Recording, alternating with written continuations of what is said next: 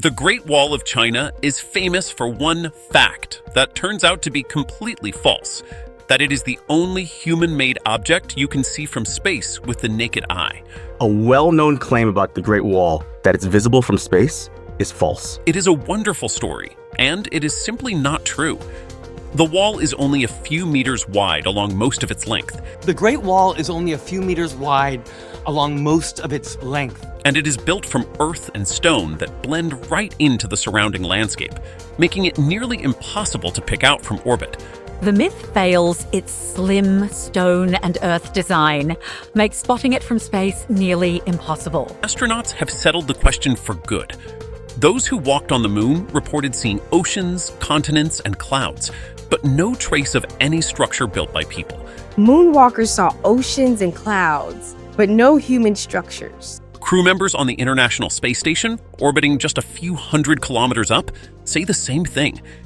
The photographs that seem to show the wall were captured using powerful zoom lenses, not the human eye. The myth, beautiful as it is, does not hold up.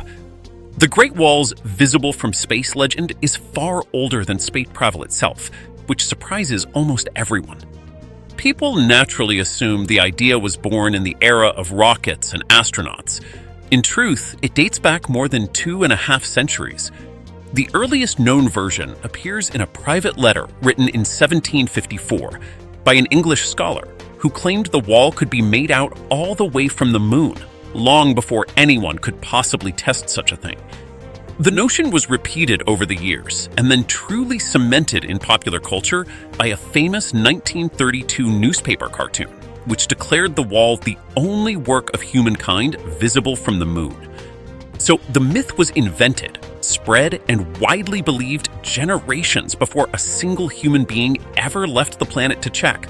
It is one of history's most successful pieces of misinformation. The Great Wall myth was so cherished in China that the nation looked to its first astronaut to confirm it, and he gently could not. When Yang Liwei became the first Chinese citizen to travel to space in 2003, orbiting the planet over the course of about a day, his countrymen eagerly awaited his report. Instead, he told interviewers that the Earth had looked very beautiful, but that he had not been able to see the Great Wall at all. The admission carried real weight because few people had more reason to want to spot it. It was so significant that Chinese textbooks, which had long taught children the wall was visible from space, were quietly revised to remove the claim. It was a graceful and honest correction, and a striking example of a country updating a long-held belief in the face of direct evidence. The Great Wall of China is not actually a single continuous structure, which catches many people off guard. The popular image is of one unbroken line snaking across the country, but the reality is quite different. It is a vast and sprawling network of many separate walls, towers, trenches, and natural barriers, built and rebuilt by more than a dozen different ruling families across some 2,500 years. These sections were often constructed in entirely different places, along different routes and in different centuries, with large gaps between them. A major Chinese survey cataloged tens of thousands of individual features, including thousands of distinct wall sections. So rather than one wall, it is better understood as countless walls, the work of many generations, gathered under a single famous name. The grand, unbroken line of imagination simply never existed in the way most people picture it. The Great Wall's true length is so vast it is genuinely hard to imagine. After a multi-year survey, China officially announced in 2012 that the total length of all its wall sections, across every dynasty that built them, comes to an astonishing 21,196 kilometers. That is roughly half the distance around the entire planet. This figure includes not just the standing brick wall most people know, but also older sections that have eroded over time, along with trenches and other fortifications. It is worth noting that the famous, well-preserved wall built by the Ming rulers makes up a smaller portion of this, around 8,850 kilometers on its own. Some historians debate exactly how much should be counted, since so much of it has crumbled away. But by the official measure, the combined length of everything ever built is one of the most staggering numbers in all of human construction. The Great Wall section that tourists actually walk along is far younger than most visitors assume. People imagine they are touching stone laid down more than 2,000 years ago by China's first emperor. In reality, the iconic brick and stone wall near Beijing, the postcard image the whole world knows, was largely built by the Ming rulers between the years 1368 and 1644. That makes it roughly 400 to 650 years old. Impressive, certainly, but far more recent than the legend suggests. The much older walls, built many centuries earlier, were mostly made of rammed earth and have largely worn away over the ages, leaving only weathered traces behind. So when people climb the famous steps and gaze out over the towers, they are standing on a structure from the age of European castles and Renaissance painters, not the ancient world they may have pictured. The Great Wall holds a culinary secret that sounds like a myth but is verified science. Parts of it were held together with sticky rice. During the Ming era, builders discovered that mixing a porridge made from sticky rice with traditional lime created an incredibly strong and durable mortar. Scientists who studied it found that a special starch in the rice, called amylopectin, worked at a microscopic level to bind everything together far more tightly than lime alone ever could. The results speak for themselves. This rice-based mortar proved so tough and water-resistant that on many old sections, weeds still cannot push their way through the gaps between the bricks centuries later. Some structures built with it have even withstood earthquakes.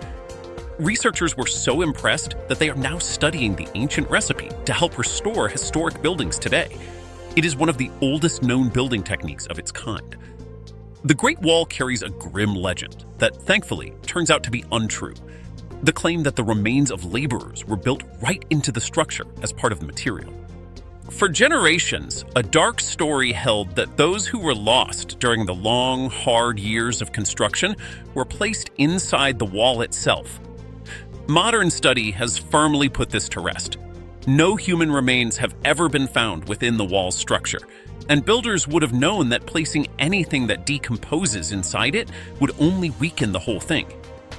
The legend likely took hold because the human cost of building was genuinely enormous over the centuries. But those who passed away during the work were laid to rest in proper graves nearby, not entombed in the brickwork. It is a famous piece of folklore that the evidence simply does not support. The Great Wall is imagined as an impenetrable shield, but its actual record at keeping outsiders away was decidedly mixed. The whole point of the structure, people assume, was to make China unreachable, and yet major forces from beyond its borders repeatedly found ways through.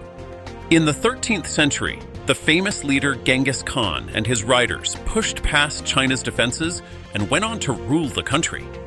Centuries later, in 1644, a Chinese general simply opened a key gate from the inside, allowing outside forces to stream through and bring an end to the ruling dynasty. The wall was genuinely useful for spotting trouble early, slowing small raiding parties, and moving troops quickly. But it was only ever as strong as the people guarding it, and time and again, the human element proved to be its true weak point. The Great Wall, for all its fame and protection, is quietly vanishing before our eyes. It is easy to assume such an icon will stand forever, but large stretches of it are crumbling away.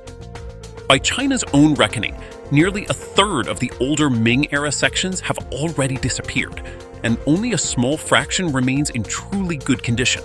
Several forces are to blame. Centuries of wind, rain, and sandstorms steadily wear the earth and brick down. In some rural areas, people have removed bricks over the years to use in building or to sell. Careless visitors have carved their names into the ancient stone. There was even a case where two people widened a gap in the wall with construction equipment to create a shortcut. Recognized as a World Heritage Treasure and one of the new 7 wonders of the world, the Great Wall now faces a slow and steady struggle against time.